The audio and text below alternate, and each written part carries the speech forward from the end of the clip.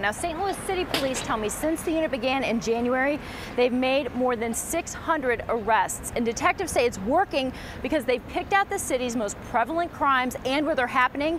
Then they use covert operations to catch the criminals committing them. The whole time I want you guys, Mark and Bill. It's roll call on a Friday night. Officers with the Street Crimes Unit are learning their detail. Can anybody get south on Kings Highway? Also out tonight, the Anti-Crime Unit, which focuses on auto theft. Both units are part of the newly developed Crime Suppression Unit. What we do is we handle the major crime categories that are pushing the numbers, and our job is to try to reduce that. So what makes this different is that the types of crime that we're targeting. Captain Kuntz says undercover operations typically used for drug busts are now targeting St. Louis's top 5 crimes: auto theft, assault, robbery, burglary, and larceny.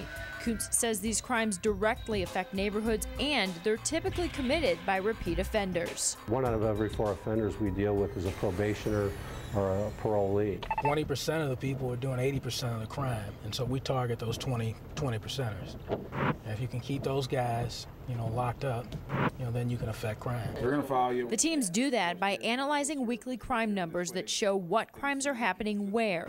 Then they infiltrate those hot spots. You have to be there when the crimes are happening in order to affect the arrest.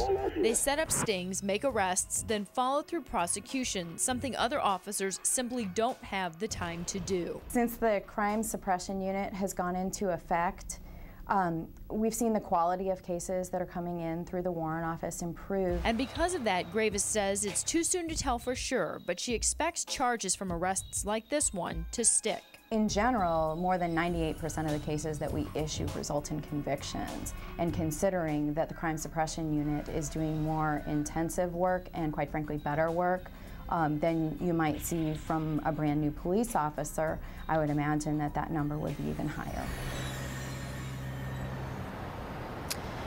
Now, we showed you a little bit of the unit in action tonight, but tomorrow night we're going to take you undercover with detectives and we're going to go through some of their operations with them. Live in downtown St. Louis, Gabrielle Biondo, CW11 News.